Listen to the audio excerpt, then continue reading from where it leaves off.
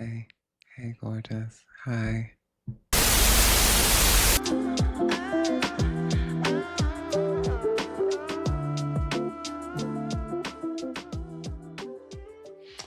Okay. Hello, everybody. Welcome back to the Aaron Lynch Show. How are you doing? I'm doing really well, or at least I look like I'm doing well. Deep down, I'm sad that I left New York right before the Knicks won the NBA Finals after 53 years, and New York is having just one of the best weeks ever, if not one of the best years ever. Long wait has ended. Go ahead and cry. After 53 years, the Knicks are finally NBA champions once again. I was just actually in town for a photo shoot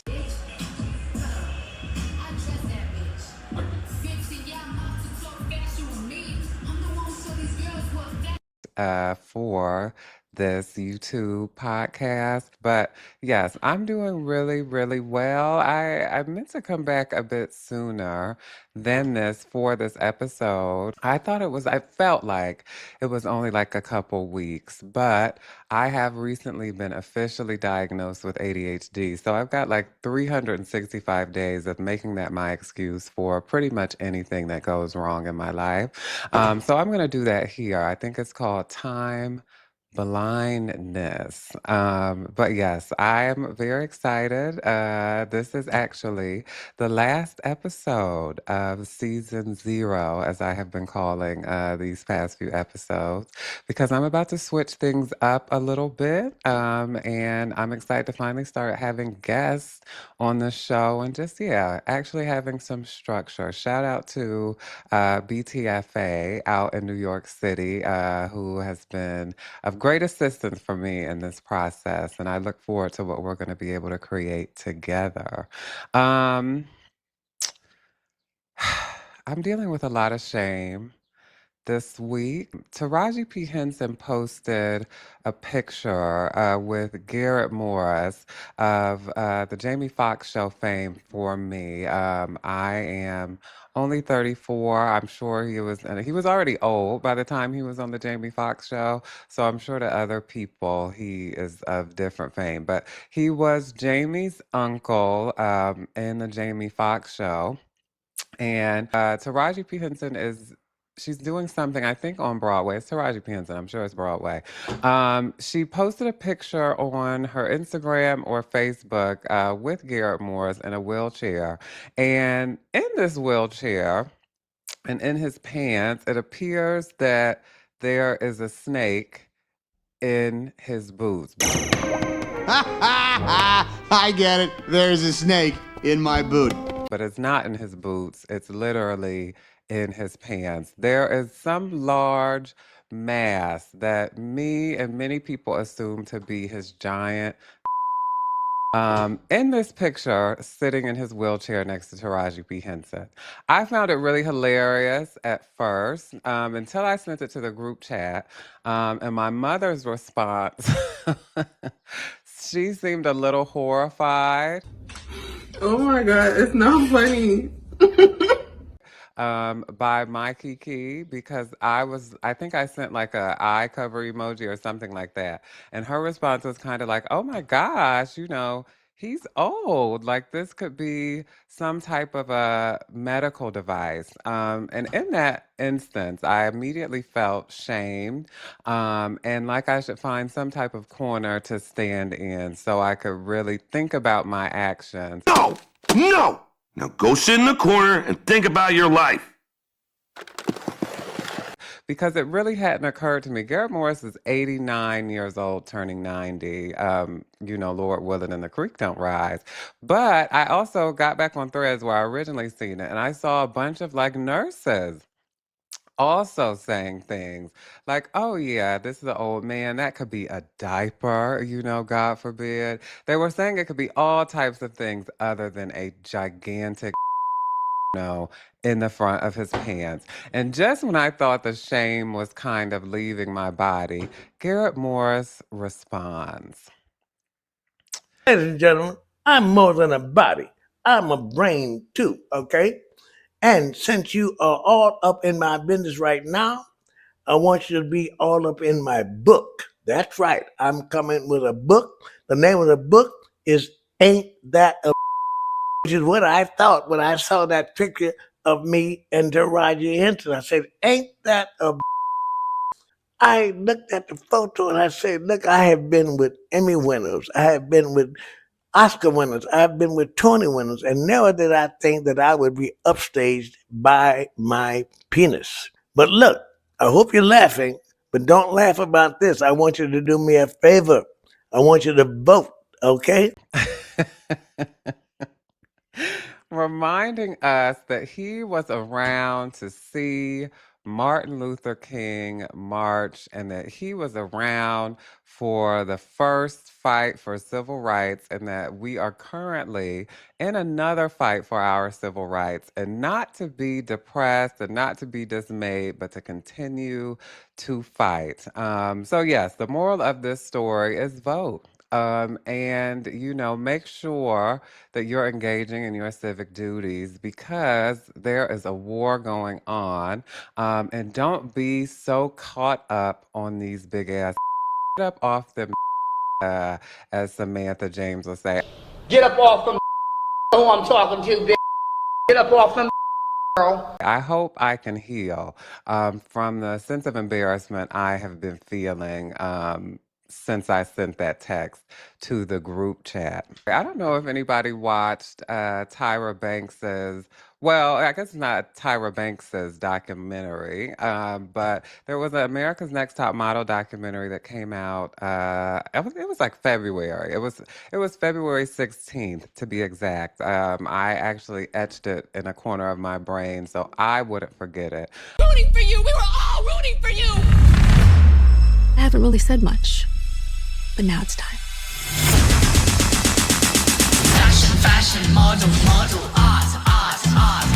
It was like 3 or 4 episodes. It was like a big expose on the creation of the America's Next Top Model and Tyra, as the head diva in charge of America's Next Top Model and how her hunger for power and fame drove her to like have these girls, her and I guess I can't remember what his role. I guess producer Ken Mock, no relation to Janet Mock, I don't think. Her and producer Ken Mock kind of putting these young fame aspirant, model aspirant women in all these different, wacky situations that we were glued to our televisions for every week for years and years in the early 2000s. Tyra Banks was actually a part of this documentary. And I thought she was phenomenal. She was in the documentary. She looked gorgeous. She had on this beautiful trench coat, which I was curious about, like where they were filming, if it was like too cold in there or what. But she had on this beautiful trench coat. And I just found Tyra to be delicious. I found her to be like a megalomaniac for sure. I said this in a video I posted on my Instagram earlier this year. So if you're asking me, do I think Tyra Banks is hell on heels? Absolutely. Do I think Tyra Banks is a megalomaniac? Absolutely. But I'm also wondering how ANTM, how Tyra, all of this, we can use this as a mirror. What does this say about us? That we allow people like Tyra Banks or some of your favorite nonprofit leaders to elevate to a certain level of power and influence when we know that they actually are void of substance that we really need to transform culture and society. I don't know. You tell me. You should definitely check out her interview with Corinne Steffens, Superhead. She basically, she did everything but punch Superhead in the mouth while she was interviewing with her. The disgust was like palpable in that interview, and that was kind of hard to watch. Corinne Steffens, thank you for being here, and thank you for being honest. Mm-hmm. You dying inside, aren't you? Mm-hmm. I haven't been the hardest on you. I've seen your interviews, and there have been people that are super duper duper hard on you. This was actually a walk in the park. Maybe I just wasn't in the mood for it today. But anyway, Tyra Banks is suing Netflix for her portrayal in this documentary. In her lawsuit, she alleges that there were hours and hours of recordings for this interview and that they only used tiny snippets to kind of paint a narrative of who Tyra is, especially around her relationship with Miss J, who Miss J was in the documentary. You know Miss J, the legs, beautiful dark skin, GNC non-binary back in the day. So I don't know if they identify or he identifies as any of those things, but looks like an Aboriginal. Looks straight out of like Australia with the Aboriginals and just beautiful long hair, deep brown skin and long legs. And trust me, kids, it gets better. Because talent can carry you where bullying cannot. It does get better. Do your thing. Miss J suffered a stroke, it is, I believe, and couldn't walk anymore. And that was shared with us in the documentary. And what was also shared in the documentary was that Tyra Banks never actually came to see Miss J, even though Miss J had been with Tyra, had been like a friend of Tyra's, had helped Tyra kind of perfect her walk, and had been in her life since she was like maybe 17 or 18 years old. So Tyra Banks is suing Netflix. She had to put her warm ice cream to the side so she could start this lawsuit against Netflix for misportraying her in this documentary. And I guess she's going to get paid for it. But I was just wondering, like, isn't that ironic? This is irony, right? Because her whole kind of explanation in the Netflix documentary was like, this was the time. You know, these were the times. And this is what people wanted to see. And I guess things haven't changed that much because we really did want to see Tyra as a villain, and they gave us that. So I don't know. I wish everybody the best. Shout out to Tyra Banks. I say keep being you, diva. I think she cleared. I'm excited to see how this works out. If they take it as far as it can go, maybe we'll be able to get a docuseries even around the trial, Tyra Banks versus Netflix. Wouldn't that be amazing? I don't know. It is June. Which means it is actually Juneteenth today. Happy Juneteenth to my near and far. It is June, but it's also Pride Month. Hi, gay. Happy Pride Month. And Laverne Cox, Lavernius Coxon, as I call her affectionately, she doesn't know that, but I do call her that, has just released her debut memoir. Are memoirs debuts? Do you debut? Yeah, it's a debut. I guess her debut book. That is a memoir. She just released her memoir, and it is a New York Times bestseller. So, congratulations to Lavernius Coxon, Laverne Cox. Sorry, congratulations to Laverne Cox on that amazing milestone. Laverne remains one of the, four mothers of this modern day Black trans kind of renaissance that we've been seeing over the past decade. Her and Janet Mock, I think especially in the public sphere, did a lot of heavy lifting and made sure that they injected a healthy dose of scholarship and humanity into the conversation around trans people, but specifically around Black trans people and Black trans women. I still remember being able to spend some intimate time with Laverne Cox. Me and my group, I got my start in social justice and things of that nature. So I was a part of a group where we got to see her speak, actually. I think it was in like 2015 at the Ohio State University, and it was a really interesting conversation. She was on a tour at the time called "Ain't I a Woman?" Hearkening to Sojourner Truth's famous statement, which oddly enough, was actually she spoke Dutch. Is it Dutch or Deutsch? Ooh, I don't know. But some white lady changed it to Ain't I a Woman because I guess that fit the slave narrative, the scarves, the wraps, the this is the old black woman kind of narrative more because she actually didn't speak that way. But Laverne was on a speaking tour and she shared a bit of her story, just a little teensy bit of her story then. So I'm really interested to get into this book. I haven't got my own copy yet. I do have her Barbie doll, her iconic Barbie doll, sitting on my mantle here all the time. But yes, I'm looking forward to reading her book. And really happy for her and all her success. I saw that she said this administration, she's lost like 90% of her income. So this is probably very welcome that this book is doing so well. And I just think it's awesome that after all these years, she's still able to kind of take over headlines and kind of steer and start conversations. So again, shout out to Laverne Cox. In some gaming news, I don't know if I've talked about games on here really explicitly. I'm a gamer. I love video games. I have loved video games. Feels like my whole life now. But anyway, in some gaming news, Lara Croft is back in a new adventure in Tomb Raider Legacy of Atlantis. Been halfway across the continent looking for you. Hard woman to track down.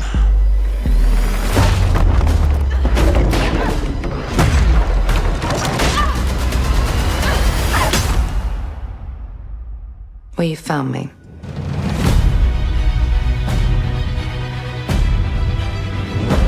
Ms. Croft, I hear when it comes to retrieval, you're the one to hire. This isn't about glory or money or making the world a better place. This is a puzzle, buried in centuries of silence. You don't strike me as someone who walks past a locked door without wondering what's behind it. There's a reason I can only trust you with this. I have been waiting to see some more about this game for the past probably like 5 or 6 months. I think it was announced, it may be less than that. It was announced sometime earlier this year. It was actually supposed to be coming out this year when it was first announced, but it's actually coming out next year. It's a remake of the original 1996 Tomb Raider game, just titled Tomb Raider, and it is a unification of the current kind of Survivor trilogy timeline that started back in 2015 with the original timeline that started back in 1996. I finally seen the gameplay. I was very, very skeptical about the game at first because in the previews they had showed Lara with her dual pistols finally, because in the Survivor trilogy she doesn't have her dual pistols. She has some I don't know if it's like a wrench or some type of crowbar, and she's like shooting arrows and shit.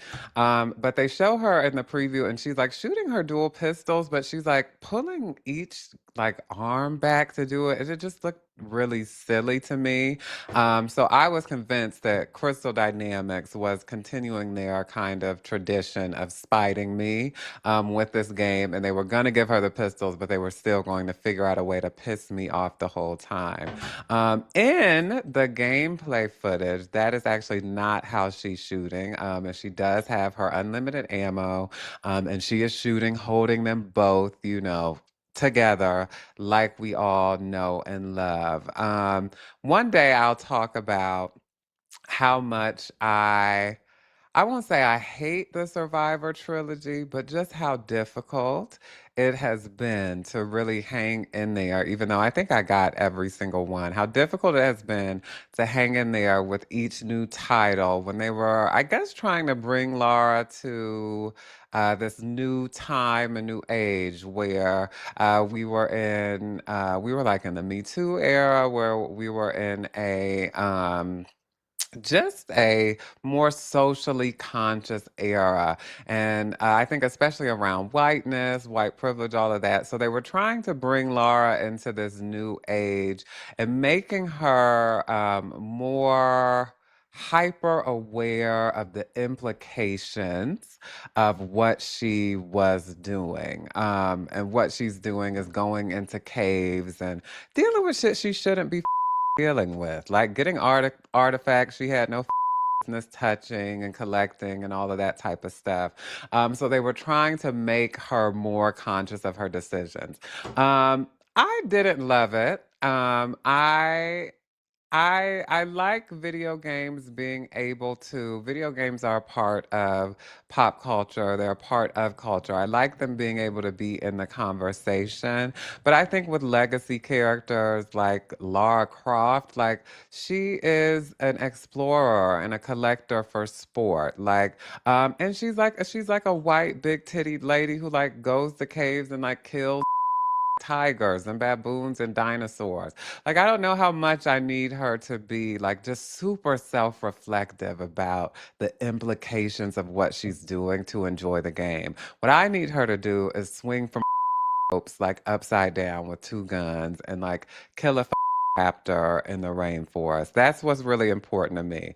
And it looks like that's what we're going to get in this next title. So I'm not going to give them too much slack. They have been able to survive over this past decade. Crystal Dynamics and Square Enix have been able to keep the title alive. So I will say I am grateful that they have been around long enough that we can see this kind of full circle moment where they are reimagining the very first title once again. Crystal Dynamics also did this in Tomb Raider Anniversary in like 2000. I want to say this is like 2007 maybe, where they were trying to make it make more sense, the original story. I like how she looks. They have changed Laura's look a little bit, you know. Her titties are not as big, and you know, her shorts are like pants, I think now.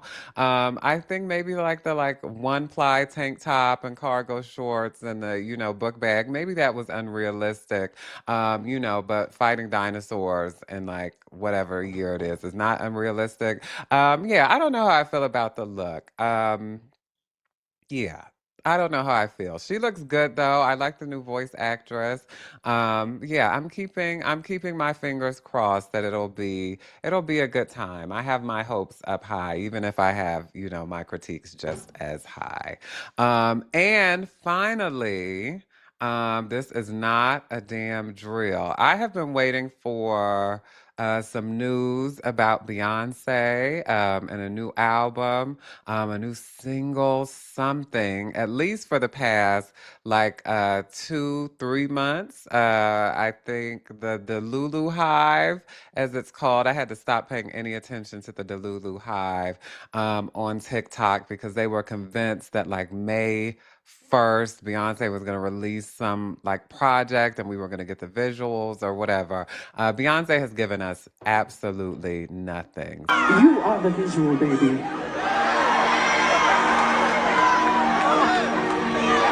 So the people are starving. But the Beyonce of gaming, Rockstar Games, or Grand Theft Auto more specifically, has finally given us just a morsel of GTA 6, an update for this summer. I have also been waiting since sometime last year, since I think last year was when they dropped the last trailer. I've been waiting since last year for some type of news. They have delayed this game. This game was actually supposed to have come out last November, and they released the trailer and said, just kidding. Oh no, it was supposed to come out this May. I'm sorry. It was supposed to come out this May. And last year, they released another trailer and said, just kidding. It's actually coming out in November. So they just released the cover art for the game, which lets you know how popular this game is, because who the cares about just the cover art for a game that people have literally been waiting on for like 100 years exactly at this point. But they released the cover, and I'm just excited. I did not think I would live to see GTA 6. COVID, climate war, climate change. Donald Trump is president. It was looking really bleak, and I was like, can I please just live to experience this game? And they have finally started their marketing rollout this summer. They have said that it is actually going to be coming out on time and there will be no more delays. So I'm very excited about the cover, and I'm very excited. Hopefully we get a trailer. They say pre-orders start June 25th. Hopefully they drop another trailer then. But I do remember, I don't want to get his name wrong. I think it's Strauss Zelnick, was saying that they would have marketing beats this summer leading up to the release. So hopefully this is the beginning of us being fed, because real Beyonce is leaving us completely in the dust. Speaking of, well, I guess not speaking of, this is totally, completely different. I wanted to talk about I Love Boosters. I went and saw I Love Boosters when it came out. So this was sometime in May. I went and saw it opening night. It was just me and some like old dude in the theater, which was really nice. I didn't really know what to expect when I went to see the movie. I knew it was Keke Palmer. I knew Boots Riley was the director. I wouldn't say I'm like a particular fan of Boots Riley, but I was just intrigued. It was a movie to watch. It was full of Black people. I went to see it. I ended up crying in the theater watching I Love Boosters. To my own shock, I won't say maybe my shock and awe, I was literally in that theater in a puddle of tears by the end of the movie. And I wanted to talk about why, but I felt like the news cycle had moved so fast beyond it that it didn't really make any sense. Wrong. This week, actually, there is some controversy around I Love Boosters. I won't pretend to say I really looked too deep into it. You remember my last episode, a diva, not a journalist.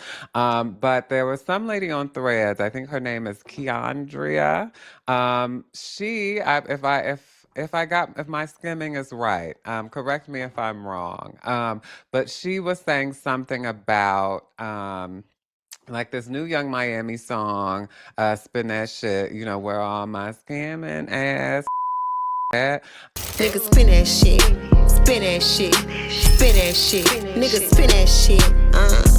And movies like I Love Boosters, like I guess encouraging young people to commit crimes, especially against other like young Black people, especially against other young Black people. And I also saw her, and I think it was her and Boots Riley got into a thing on Threads, which isn't that so fun? Isn't 2026 so fun? You could say something about a director and they'll actually respond to you right in real time. But then I also saw Cheska Lee, of Shit White Girls Say fame. Cheska Lee also, I guess, reviewed it with her co-host on her podcast on YouTube, and then her and Boots Riley, they also got into a little back and forth, just a little healthy debate. I don't really care what they're talking about exactly, because I really love the movie. There was a point in the movie where I was like, "Ooh, is this above?" I was like, they're getting a little out of bounds. I think I felt, at first for some of my understandings, but it all came together. And the gist of the movie to me, was that we really are all in this together. Everybody now, together, everyone, together. As hilarious as that sounds, shout out to High School Musical. I got into social justice, as a young person, as a younger person, because I really did have this kind of idealistic feeling. I was high off of Obama's first term as president. I actually campaigned for Obama in his first term. I might have campaigned on the second one too. I can't remember.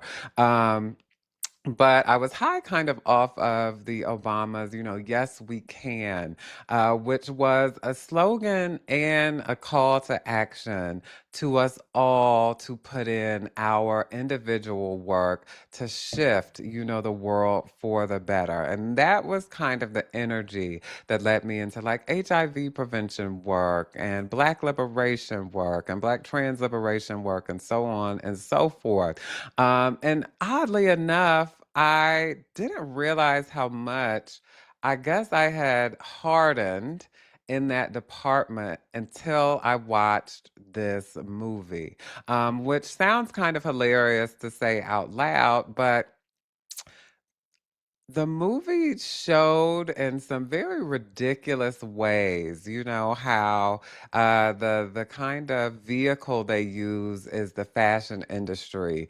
And there's a protagonist of like Kiki Palmer, who is one of the boosters. Her and her friends have these big dreams and they don't have big money to go with them. They are boosting to survive. And then on the flip side of that, there are the people working in the sweatshops to create the clothing that is being kind of upsold like times 3 million all over the country, and they are getting sick, being exposed to all types of chemicals or whatever. So these people like jump through this like teleport thingy, and they're coming to like steal the clothes back to kind of sock it to this lady who is played by Demi Moore, this fashion designer who is portraying herself as this like mega genius who is basically, hand stitching the clothing herself, and all these ideas are super original or whatever.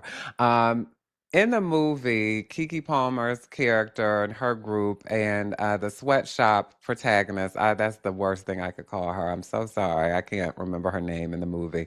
But the sweatshop protagonist and her doohickey that they get, they are not aligned at first, but through kind of sharing their struggles, they realize they can work together. And at the end of the movie, there is this montage of people literally all over the world, taking a stand against like capitalism, against these billionaires that are making all of our lives more and more difficult. They don't even acknowledge us as real human beings, at the end of the day. We are just numbers and deliverables and tools for whatever it is they're trying to accomplish. You see these people all over the world, like protesting and standing up and saying, we're not going to take this bullshit anymore, because the one of the things this doohickey does, in the movie is it can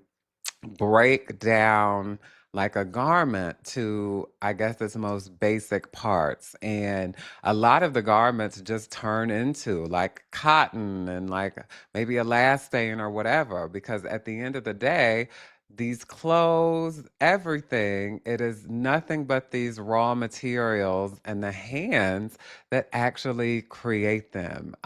It was a very moving movie to me, and I was very shocked that it cracked through, I guess, my hard kind of exterior that I've built, just seeing things regress in a lot of ways over the past maybe 5, 6 years, and seeing the ways that we don't see how we all are actually connected, and that if we were able to take some type of a united stand, or a unified stand across the whole it, which sounds ridiculous, as I say it out loud, that we could actually shift the conditions that we are the ones being crushed, underneath.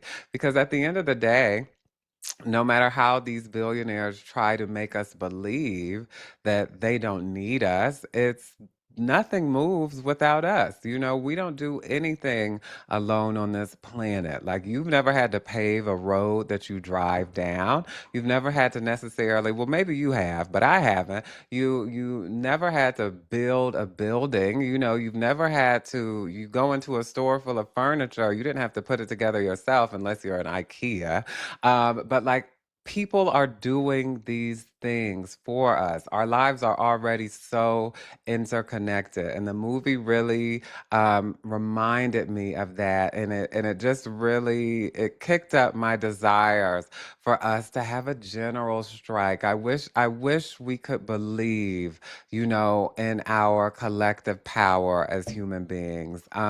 So I'm seeing all this kind of backlash around the film, people talking about they walked out of the theater and they, you know, hated it and all of this. And I'm like, okay, I get it. But I left feeling extremely moved by I Love Boosters, and I'm really thankful for the offering and the reflection of the film. And I left just feeling really inspired by art. You know, I think in the world of AI bullshit, you know, there's a man sitting in front of Oprah talking about how ChatGPT told him that he was sharing some mind-blowing, dangerous tale that he needed to warn the government about. You know, it wasn't directly saying I'm Einstein and I'm going to change the world with my math, but it was slowly leading me down that path, that I was thinking like those folks.